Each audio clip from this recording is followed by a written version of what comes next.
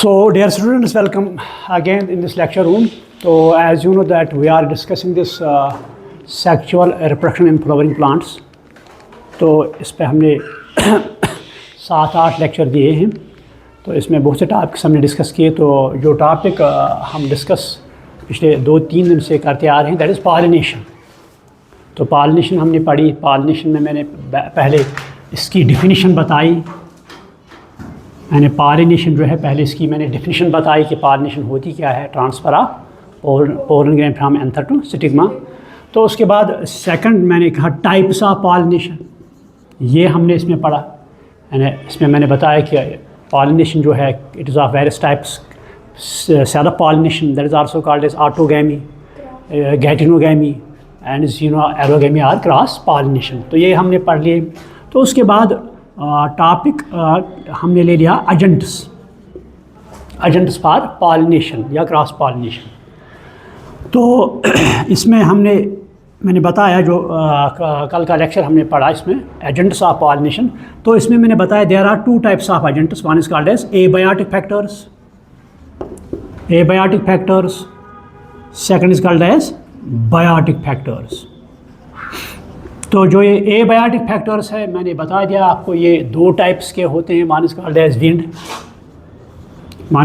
Wind, second is called as water. यानी wind और water दोनों ऐसे फैक्टर हैं जो पॉलिनेशन में रोल प्ले करते हैं. तो दूसरा जो है that is called as biotic factors. तो इसमें बहुत से जनरली एनिमल्स आते हैं इसमें. तो पहले हम लिखते हैं इंसेक्ट्स. इसमें इंसेक्ट्स आते हैं, इसमें बर्ड्स आते हैं, इसमें बैट्स आते हैं. ये हमने पढ़ा है लेकिन थोड़ा बहुत रिकॉल कर लूँ मैं. इसमें स्नेल्स भी आते हैं, इसमें एनिमल्स आते हैं. सो ऑन दैट बिहाफ हम इस पॉलिनेशन को क्लासिफाई इनटू वेरियस टाइप्स करते हैं. मतलब जब विंड एज मैंने बताया आपको एजेंट होती है तो उसको हम एनिमोफिली कहते हैं. जब वाटर तो उसको हम हेड्रोफिली कहते हैं.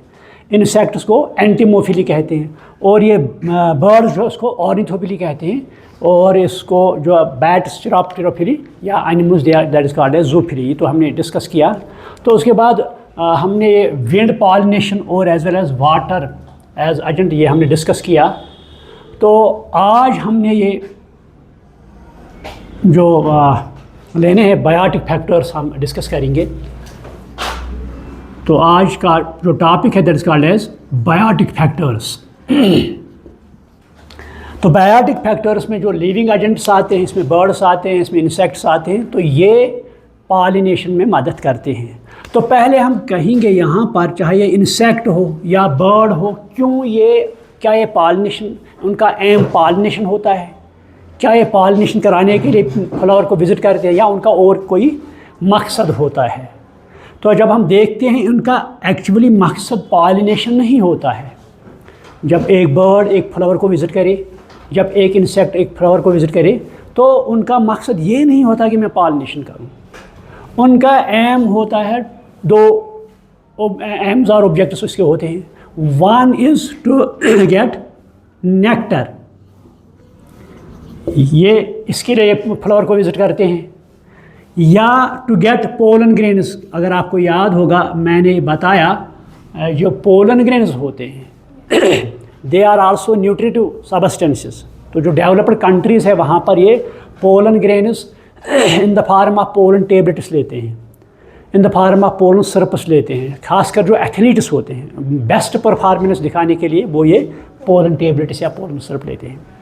तो ये बर्ड्स या बाकी एनिमल्स भी फ्लावर को विज़िट करते हैं इनको कलेक्ट करने के लिए. तीसरा मकसद उनका होता है, कुछ बर्ड्स वो शेल्टर के लिए, यानी कुछ बर्ड्स इंसेक्ट्स ऐसे होते हैं जो अपने शेल्टर के लिए फ्लावर का विज़िट करते हैं. तो जब ये विज़िट करते हैं, मान लो यहाँ पर ये फ्लावर है, दिस इज़ फ्लावर ईयर. तो इस flower suppose this are sepals, this are petals. तो ये फ्लावर जो है ये इन बर्ड्स इंसेक्ट्स को अट्रैक्ट करता है अपनी तरफ. कैसे करता है? पहले ये अपने अंदर डिफरेंट कलर्स इस पेटल्स में जो पेटल्स इसमें बनते हैं ये आर ऑफ डिफरेंट कलर्स है ना। तो insects birds they get attracted by different types of colours. तो जब ये अट्रैक्ट होते हैं वो विजिट करते हैं फ्लावर को। सेकंड थिंग, उनके पास और एक केमिकल सबस्टेंस होता है that is called as pollen kit. Pollen kit कभी कभी ये एग्जाम में ऑब्जेक्टिव आता है। Pollen kit it is a substance in, आप ये लिखो, the pollen kit is a substance present in insect pollinated flowers. It is a substance present in insect pollinated flowers. तो ये पोलन किट ये इन insects को अपनी तरफ अट्रैक्ट करता है। तो मान लो अब ये इंसेक्ट यहाँ पर आ गया इस फ्लावर को विजिट करने के लिए। तो यहाँ पर इस फ्लावर में देयर आर सेक्स ऑर्गन्स है ना, सेक्स ऑर्गन्स, इसमें मेल सेक्स ऑर्गन है, फीमेल सेक्स ऑर्गन है। तो जब ये इंसेक्ट यहाँ आया, बोर्ड की तरफ आप पहले देखो, जब ये इंसेक्ट यहाँ पर आया तो ये किसके लिए आएगा? नेक्टर कलेक्शन के लिए, पोलन कलेक्शन के लिए या शेल्टर के लिए। तो मान लो इसका मकसद यहाँ पर नेक्टर कलेक्ट करना है। तो जब ये अंदर आएगा, ये घुस जाएगा इस फ्लावर में, तो उसका एम है नेक्टर कलेक्ट करना, लेकिन उसकी बॉडी जो है वो रगड़ जाएगी इस सेक्स ऑर्गन्स के साथ, है ना। तो यहाँ पर मेल सेक्स ऑर्गन है। जब इस इंसेक्ट की बॉडी इसके साथ रगड़ेगी तो ये एंथर जो है इट विल गेट बर्स्ट, ये फट जाएगा। तो यहाँ से पोलन ग्रेन्स निकलेंगे इन द फॉर्म ऑफ पाउडर। तो वो पोलन ग्रेन मान लो यहाँ पर इंसेक्ट है, इस इंसेक्ट के बॉडी के साथ वो चिपक जाएंगे, ठीक। तो मान लो ये अब ये इंसेक्ट जो है यहाँ से निकलेगा, ये अब दूसरा फ्लावर विजिट करेगा। तो इसके बॉडी के ऊपर बहुत से पोलन ग्रेन्स अटैच हुए हैं। जब ये दूसरे फ्लावर पर आएगा, तो जब उस फ्लावर में घुस जाएगा तो इसके पोलन ग्रेन्स जो है इस स्टिग्मा के साथ चिपक जाएंगे। तो इस तरह पॉलिनेशन होती है। तो फ्लावर जो है ये एज अ रिवार्ड इनको देता है। जो फ्लावर है, क्योंकि ये पॉलिनेशन करते हैं, कुछ फ्लावर की पॉलिनेशन कराते हैं इंसेक्ट्स या बर्ड्स, तो ये उसको रिवार्ड देते हैं नेक्टर, क्योंकि ये ग्रीडी है ना, ये लालची, हर एक लालची है। हम ऐसे ही फजूल नहीं जाएंगे किसी के घर, या इसी तरह बर्ड्स इंसेक्ट्स फजूल नहीं जाएंगे इनको विज़िट करने के लिए। तो ये तीन चीज़ें फराहम करता है, nectar, pollens as well as shelter. तो बर्ड्स ये कलेक्ट करने के साथ साथ इन फ्लावर्स में पॉलिनेशन भी कराते हैं, ठीक है। तो हम यहाँ ये एक्सप्लेन कर, या मान लो एक बर्ड है यहाँ पर, आपने सुना होगा हिमिंग बर्ड। हिमिंग बर्ड जो है दिस स्मॉलेस्ट बर्ड, सबसे छोटा बर्ड है ये। तो जब ये फ्लावर को विज़िट करता है नेक्टर कलेक्ट करने के लिए, तो ये हवा में ही रहता है और अपनी बीक जो है किस में, इस फ्लावर में डालता है।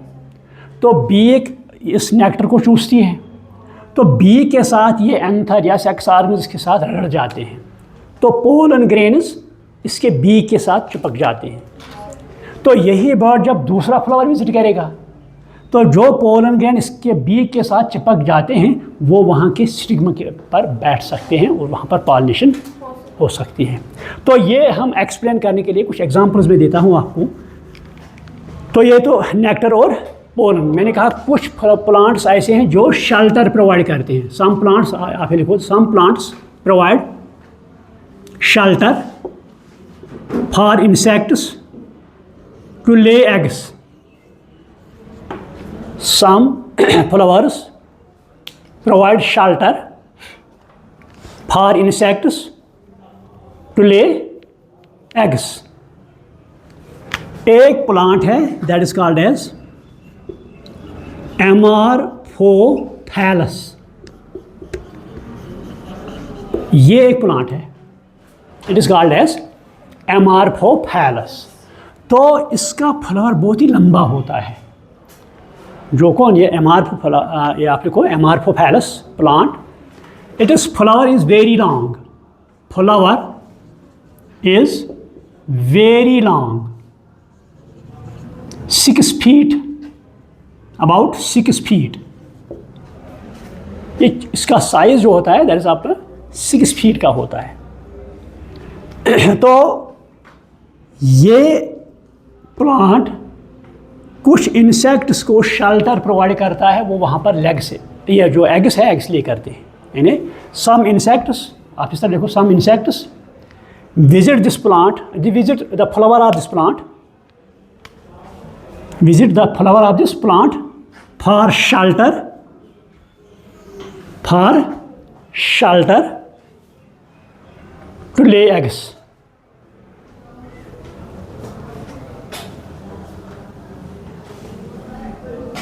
क्योंकि इसको वहाँ पर प्रोटेक्शन मिलती है, शेल्टर मिलता है, तो ये इंसेक्ट जो अपने एग्स उसी में ले करता है। और एक एग्जांपल मैं देता हूँ यहाँ पर, और एक प्लांट है, आपने शायद सुना होगा, यूका। यूका एक प्लांट है, जिस तरह आपने वो कब्रिस्तान पर देखा है ना, वो आयरिस प्लांट जिसको हम सोसनमुल कहते हैं, है ना, उसी तरह उसका लीफ भी होता है, मगर वो बहुत ही मजबूत लीफ होता है। तो ऊपर से टिप होता है, लुक्स लाइक थॉर्न लाइक उसका कैरेक्टर होता है। अगर इस पर हाथ इस तरह रखेंगे तो वो हाथ में घुस जाएगा, उसका जो मार्जिन है लीफ का। तो कहते हैं कि पुराने ज़माने में जब लड़ाई होती थी दोनों मुल्कों के दरमियान, तो जब ये फोर्स एनिमीज़ को पकड़ते थे, वो उनको उन्हीं पर फेंकते थे, तो वो उनके बाड़ी में घुस जाते थे, वो मरते थे। तो यही यूका प्लांट जो है, अगर आप ये ज़्यादातर है ना, अगर आप यहाँ जाओगे अनंतनाग का डिग्री कॉलेज या उसी पर, ये रास्ते में ये आपको मिलेगा बहुत जगह पर। तो इस प्लांट में पॉलिनेशन जो है वो एक मॉथ से होती है, यानी आप देखो, in this plant the pollination is carried by moth. तो यहाँ पर इसका फ्लावर जो ऊपर होता है, तो इस फ्लावर को ये मॉथ जो है विज़िट करती है। जब विज़िट करती है तो इसका विज़िट किस लिए होता है? टू ले एग्स, यानी इट विजिट्स, आप लिखो, it visits the flower to lay eggs inside it, to lay eggs inside it. मान लो यहाँ पर ये फीमेल पार्ट है, ठीक, तो यहाँ पर स्टिग्मा है, यहाँ पर मेल पार्ट भी है। तो जब ये मॉथ इस फ्लावर के अंदर दाखिल होगी, यहाँ पर ये फ्लावर है, ये उसमें घुस जाएगी, तो जाहिर सी बात है ये इस मेल रिप्रोडक्टिव पार्ट के साथ भी रगड़ जाएगी, है ना। तो यहाँ पर एंथर में पोलन ग्रेन्स निकलेंगे, तो वो इसके बाड़ी के साथ चिपक जाएंगे। तो उसके बाद ये इस ओवरी में दाखिल होती है, and it reach into ovary. तो ओवरी में आपको पता है यहाँ पर ओव्यूल्स होते हैं, तो ओव्यूल में यहाँ पर एक कैविटी होती है, दैट इज़ कॉल्ड एज लाक्यूल। अगर आपको 11th की बाटनी याद होगी तो मैंने कहा है कुछ फ्लावर्स उनमें एक ओव्यूल होता है, that is called as unilocular. कुछ फ्लावर्स में 2 ओव्यूल्स होते हैं, that is called as bilocular, this is trilocular या पॉलीलाक्यूलर। तो ये लाक्यूल जो है, it is a cavity in which ovules are present. तो ये जब यहाँ घुस जाता है, फिर ये इसी लाक्यूल में अंदर दाखिल होता है। तो इसके साथ क्या होते हैं? Pollen grains. ये किस पर चिपक गई? स्टिग्मा पर। तो ये आ गया कहाँ? ओवरी में। तो यहाँ पर ये अपने एग्स ले करता है इनसाइड द लाक्यूल, यानी when this flower, when this moth, आप इस तरह देखो, when this moth visits the flower, it enters into the locule of ovary, it enters into the locule of ovary, where it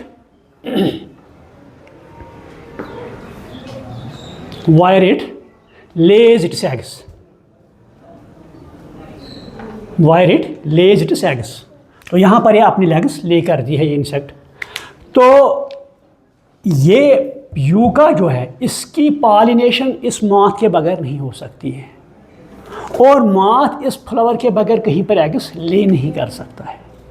so it means there is a mutual relationship between them. तो अगर इनमें कोई absent हो तो इनका life cycle complete नहीं हो सकता है। ये आपकी एनसीईआरटी में दिया गया है, तो ये हो सकता है, ऑब्जेक्टिव भी आ सकता है नीट में। ये तो ये मान लो दोनों स्पीशीज, चाहे ये मॉथ या यूका प्लांट, तो अगर इनमें एक एब्सेंट हो तो इनका लाइफ साइकिल कंप्लीट नहीं होगा। तो जब ये अपने लेग्स यहाँ पर, जो एग्स यहाँ पर ले करती है इंसेक्ट, तो उसके बाद ये एग्स वहाँ पर हैच होते हैं, तो ये लार्वा में कन्वर्ट होते हैं। तो वो लार्वा जब उनको अब एडल्ट बनना है, तब तक यहाँ सीड्स भी बनते हैं, तो वो कुछ इन सीड्स में खाते हैं, तो फिर यहाँ से निकल जाते हैं। So with this they complete their life cycle, both yucca as well as, so आपसे बोथ यूका एंड, आप लिखो both yucca and moth have mutual relationship.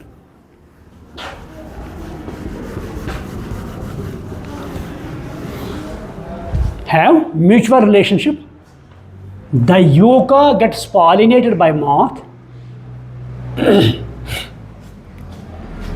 The yucca gets pollinated by moth, and the moth gets shelter for eggs.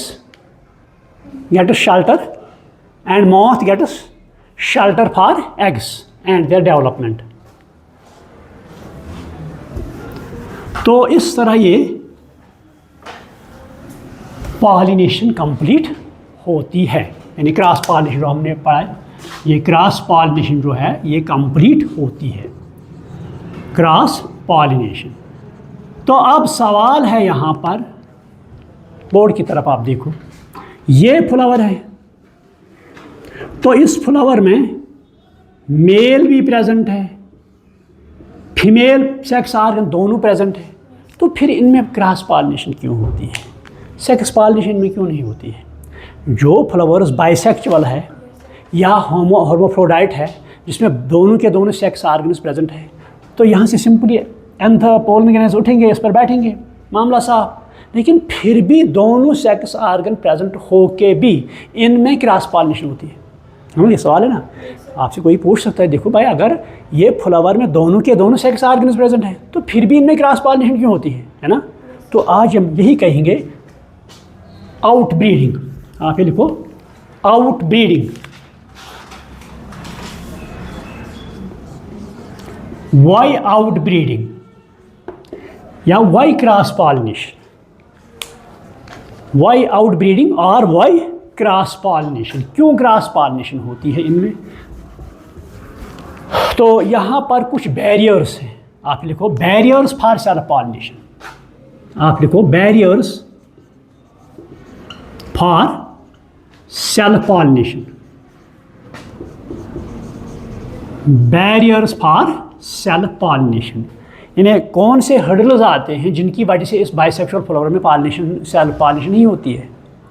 कौन सी problem होती है यहाँ पर, या कौन सा स्ट्रक्चर या कौन सा यहाँ पर बैरियर है? यहाँ पर they are called as barriers for self pollination.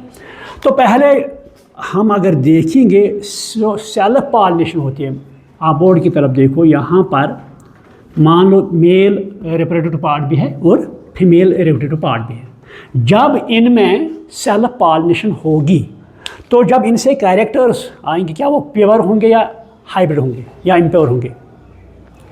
यहाँ पर पॉलिनेशन हुई, बोर्ड की आप पहले समझो, पॉलिनेशन हुई, उसके बाद फर्टिलाइजेशन होगी, सीड्स बनेंगे, फ्रूट बनेगा, क्या वो प्योर होंगे, इम्प्योर होंगे, हाइब्रिड होंगे? सेल्फ पॉलिनेशन में कह रहा हूँ, यहाँ सेल्फ पॉलिनेशन जब होगी, तो सेल्फ पॉलिनेशन में इसी फ्लावर के एंथर से पोलन ग्रेन उठा, इसी फ्लावर के स्टिग्मा पर बैठ गया और इसने सेल्फ पॉलिनेशन की, फिर वहाँ सेल्फ फर्टिलाइजेशन हुई, फिर वहाँ फ्रूट बना, सीड्स बने। क्या जो कैरेक्टर्स यहाँ पर वो प्योर होंगे, इम्प्योर होंगे या हाइब्रिड होंगे?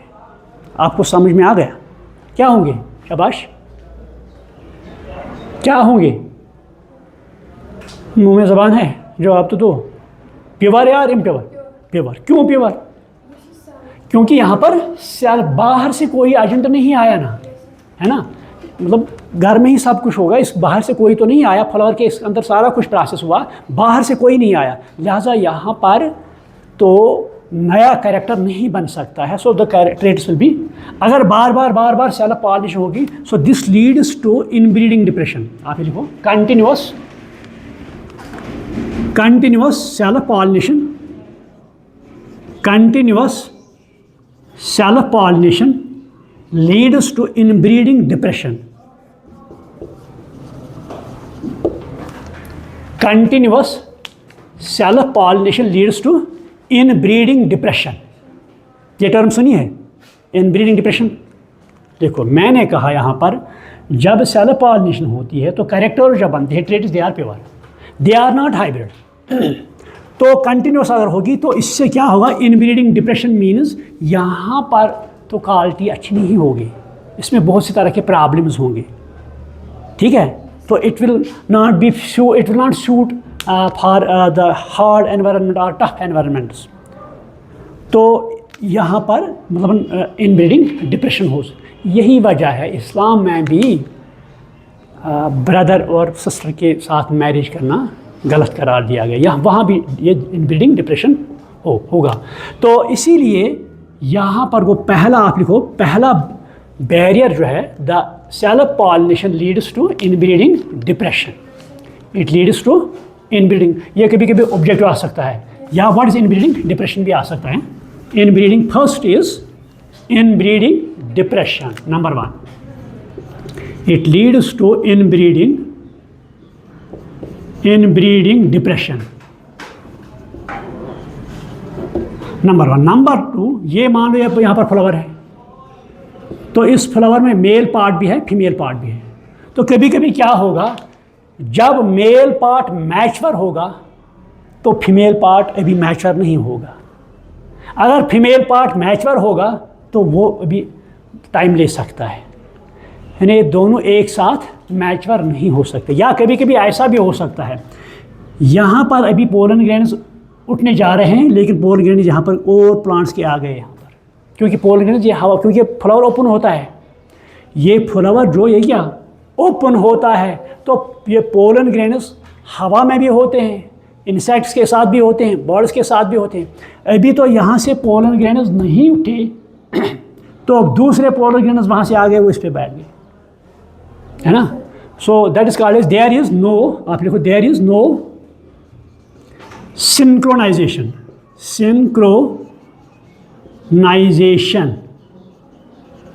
there is no synchronization means that, आप ये देखो, means that before the reaching of pollen grains on stigma of same flower, before reaching pollen grains on stigma of same flower, the foreign pollen grains have already reached to stigma. Have already reached to stigma. तो यहाँ पर क्या हो गया, cross pollination है ना, मतलब यहाँ से अभी पोलन ग्रेन्स नहीं उठे, तो अब ये उठे, लेकिन उससे पहले बाकी से पोलन ग्रेन्स आए, यहाँ पर बैठ गए, तो यहाँ पर क्या होगी, क्रॉस पॉलिनेशन। ये तो एक कारण है। दूसरा या तीसरा कारण क्या हो सकता है, ये फ्लावर में, मान लो यहाँ पर फ्लावर है, कभी कभी क्या होता है, ये फीमेल पार्ट जो होता है ये बहुत ही लंबा होता है, मेल पार्ट जो होता है शॉर्ट होता है। देखो यहाँ पर फीमेल पार्ट बहुत ही लंबा है, मेल पार्ट, तो यहाँ से जब पोलन ग्रेन्स उठेंगे उनको दिक्कत होगी यहाँ तक पहुँचने में। ठीक है, so this is called as heterostyly, this is called as heterostyly. In some bisexual flowers, आप ये लिखो, in some bisexual flowers the length of style is very, या the length of style is very large, and the pollen grains from same anther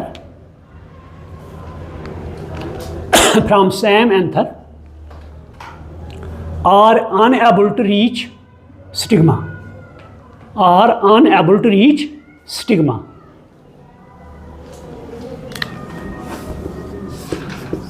ये तो और एक कारण है, और एक कारण है, ये जो development of male and female reproductive organs जो होता है, यानी development of, it is not at same time. आप इस तरह देखो, the development of male and female sex organs does not occur at same time. It is called as dichogamy. Dichogamy यानी जब डेवलपमेंट ऑफ सेक्स ऑर्गन, चाहे male sex organ हो या female sex, तो इनका डेवलपमेंट एक ही टाइम पर नहीं हो सकता है, तो उस वक्त यहाँ पर सेल्फ पॉलिनेशन नहीं हो सकती, बल्कि क्रॉस पॉलिनेशन हो सकती है। ठीक, और यह कारण क्या है यहाँ पर, कभी कभी क्या होता है, कुछ प्लांट्स यूनिसेक्सुअल होते हैं। सम प्लांट्स आर, आप देखो, unisexual, some plants are unisexual. Unisexual means they contain only one sex organ, that is they contain only one sex organ, यानी कुछ प्लांट्स में एक ही सेक्स ऑर्गन प्रेजेंट हो। तो जब इसमें एक ही सेक्स ऑर्गन प्रेजेंट हो तो यहाँ क्या होगी, क्रॉस पॉलिनेशन है ना। मतलब फॉर एग्जांपल हम लेंगे मलबरी ट्री, तो उसमें मेल प्लांट अलग होता है, फीमेल अलग होता है। या कीवी ले लेंगे, उसमें मेल अलग होता है, फीमेल अलग होता है ना। So these are called as unisexual और dioecious condition, this called as dioecious condition. आप ये लिखो, this called as dioecious condition. तो जो डाइशियस कंडीशन हो, यानी मेल सेक्स जो ऑर्गन एक प्लांट में होंगे, फीमेल सेक्स ऑर्गन दूसरे प्लांट में होंगे, तो इसमें सेल्फ पॉलिनेशन की कोई गुंजाइश है ही नहीं, उसमें क्रॉस पॉलिनेशन होगी। ठीक है, so these are some barriers, these are some barriers which led to cross pollination. These are some barriers which led to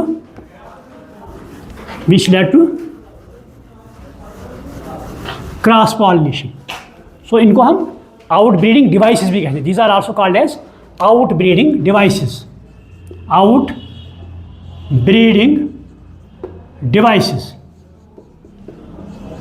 These are called as outbreeding devices. तो कभी कभी एग्जाम में आ सकता है, 3 नंबर का क्वेश्चन आ सकता है, right A note on outbreeding devices, या वहाँ पर ऑब्जेक्ट भी आ सकते हैं इसमें. ठीक है, तो आप कभी कभी कोई ये पूछ सकता है, what is significance of cross pollination, what is significance of self pollination. अगर मैं आपसे बताऊँ सेल्फ पॉलिनेशन जो होती है उसकी इंपॉर्टेंस क्या है, क्या बताओगे? उसकी इंपॉर्टेंस ये है, जो भी प्रोडक्ट बनता है दैट इज़ प्योर. आप ये लिखो, the importance of self pollination is that the progeny produced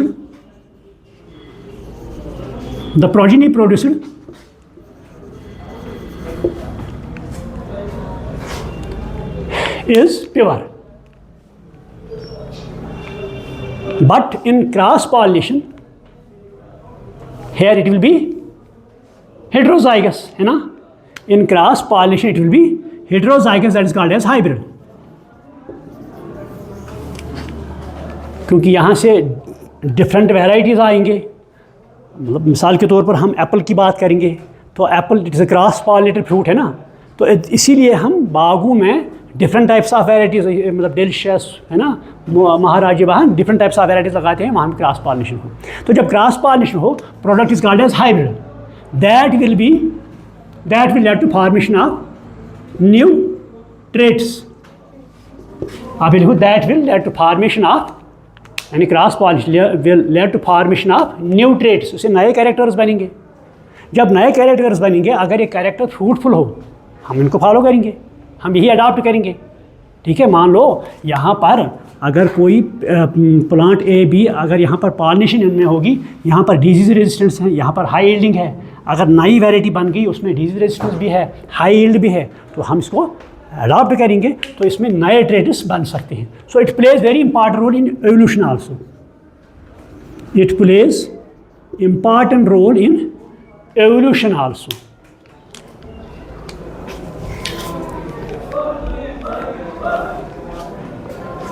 So the